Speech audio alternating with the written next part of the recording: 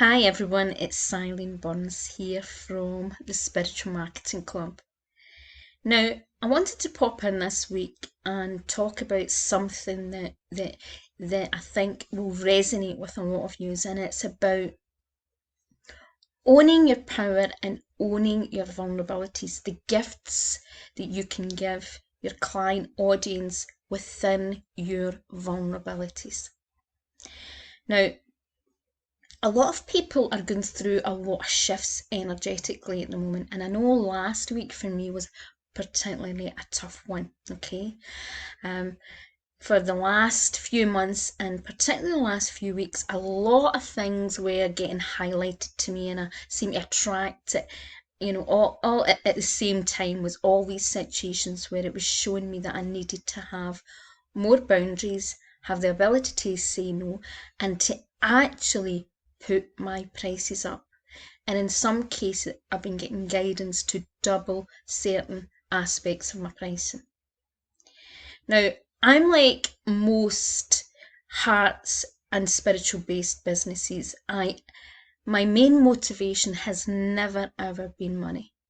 But as what we call a nurturer, a caregiver, one of my biggest strengths, but it can also one of my biggest vulnerabilities, is overgiving.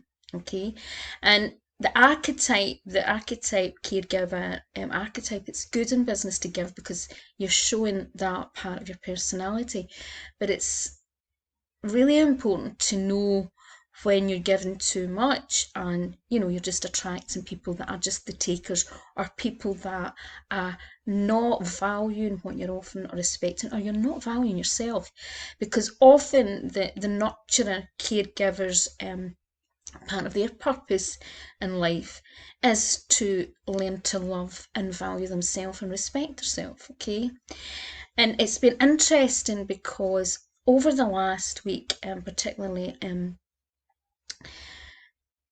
one of the things that kept coming up for me was about pricing and about changing my pricing, but also about me stopping this sort of thing where nip it in the bud, basically, when I'm attracting a lot of people that are constantly want me to put my prices down or trying to get things for nothing. And an interesting thing that had come up recently was a few sort of very young sort of therapists and coaches. Well, I suppose both the both were slightly coaches and as healers. Was that they were selling their own services at a certain price point. In fact, they were charging a lot more than me, but they actually challenged me to lower my prices, right? And one level it was kind of, one of the situations, and in many ways I could see the humorous part of it, because I thought it's funny how people say that it's okay for them to charge, but they expect you not to charge a certain amount. So that had me thinking. But quite a few incidents that happened after that made me start to really look at my own thought processes, some of the things why I charge this the way, and make me think, is this time to change how I do things, right? And last week I had to take time out because a few other things happened, and I end up feeling a bit burnt out with the energies and with a lot of healing I'm getting, and the fact that I probably had overgiven, okay? And overgiven for far too many people who there wasn't that equal exchange. And it made me realise that sometimes we have to be very, very firm. It doesn't matter the situation, but sometimes we have to be really firm and own our power and say no, no matter how hard it is, and recognise in our business where there is certain lines we have to draw. And to sustain and maintain a healthy business, you can only give what you can only give, right? And it's like drawing a line and putting, right, that is what has to stay in that line.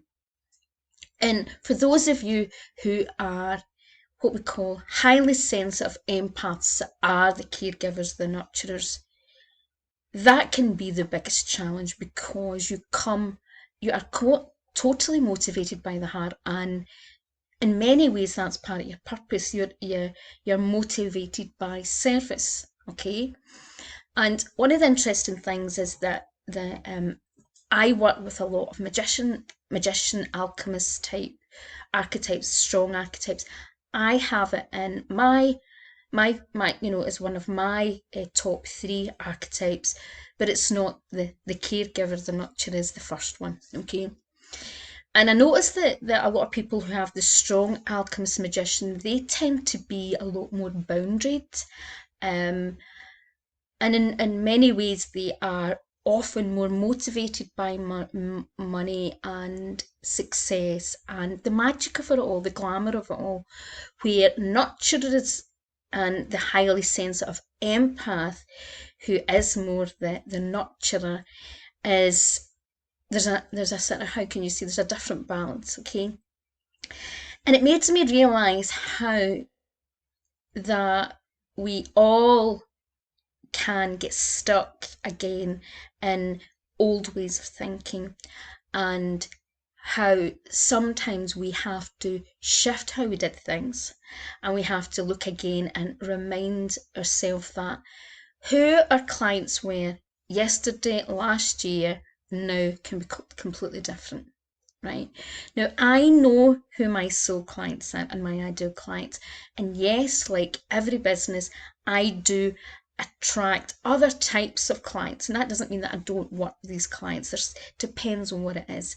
But what I found myself the last 3 months was working with people who were at a certain level and almost the beginner and the early stages of the journey.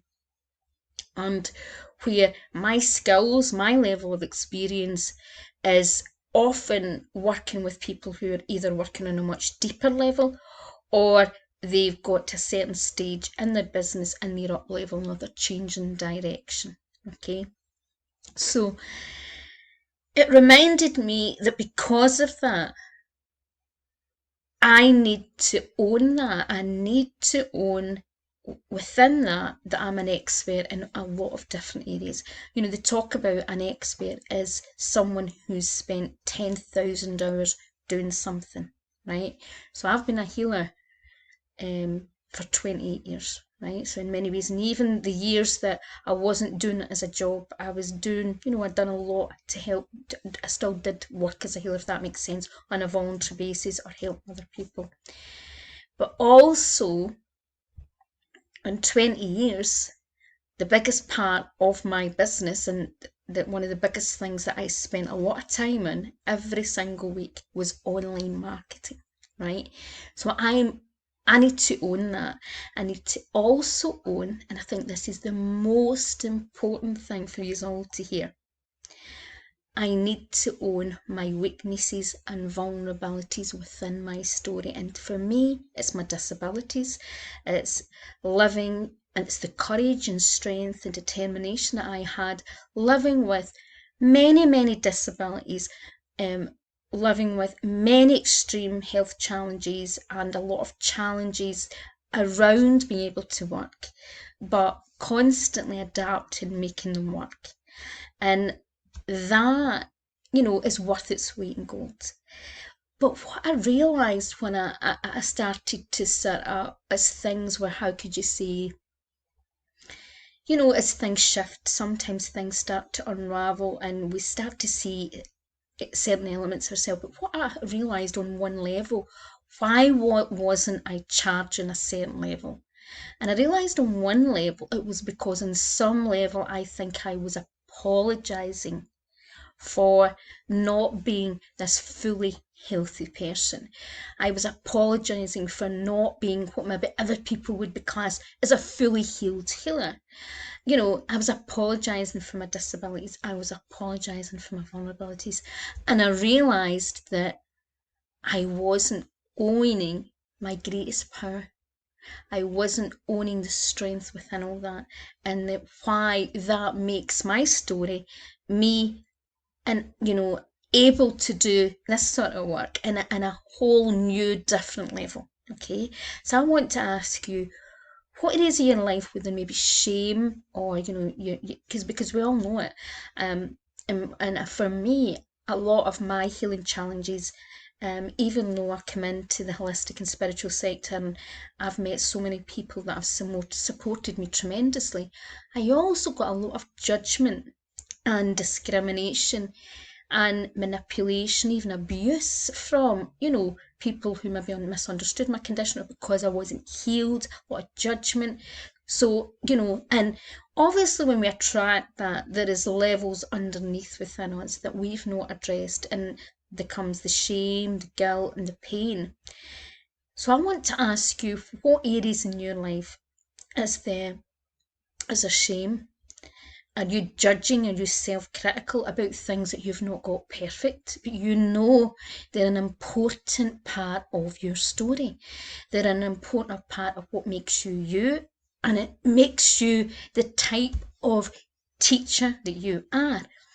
I know that even as my work as a trainer and teaching coaches and healers and therapists, not in the spiritual marketing, but in other aspects of my business, my insights as the consumer, my insights as the never-ending consumer, just as much as the counsellor, the healer, the therapist, the coach, the trainer, all of these roles have gave me a huge insight into this industry, and the main motivation that I wanted to create, a place for people who wanted to market their business more honestly, authentically, soulfully, and spiritually.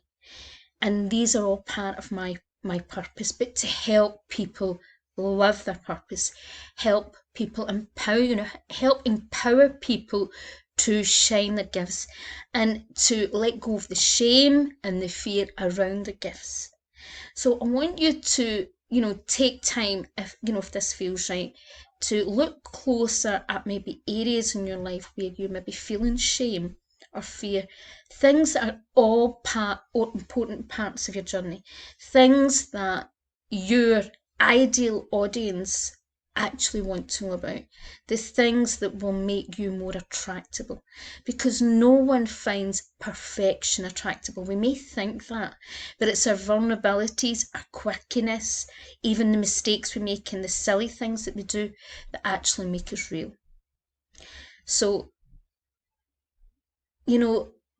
part of your greatest gifts and part of a powerful way to market yourself is to share your vulnerability and to share it from an honest perspective. Okay, so own your gifts and own your power within the vulnerability, because there is power within that. These are all gifts, all our challenges, all the mistakes we make, the things that we haven't got perfect yet, are all part of our story. They're all gifts in the world, because they make us who we are, but they help us shift and help us make different choices. If I hadn't experienced the tremendous challenges that I had most of my life, I wouldn't be sitting here.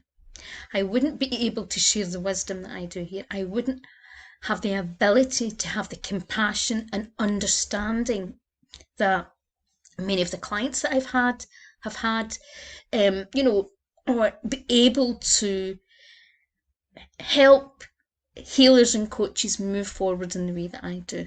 So what is your thing? What is the aspects of you that have got the greatest power? Because sometimes we don't see that and we're not owning it, and you have to own it. Now, owning it is a process. I've always known on a conscious level that there's certain things, but there's as knowing things on a conscious level and actually really owning it, really owning it on a different level. And for some reason, something really shifted for me last week. And I've been doing a lot of work in myself. I'm a Metatronia therapist now, and you know, it's one of those things that sometimes we need another layer and another layer, but something shifted last week. Situations as well, obviously. The universe provided situations, and sometimes have to get really close up, and a lot of them, for us to say, right, wait a minute, this, I need to address this. I need to finally face what's going on here. Okay? So, you know, take this time. And remember, we don't have to be perfect. None of us are perfect. Well, we're perfect in one way, but it's obviously when we show up as humans, there's always seems to be something that is still shifting and moving. So I'm wishing you a wonderful week, and think about how you can share more of your vulnerabilities and more of the power within that vulnerability in your marketing. Bye for now.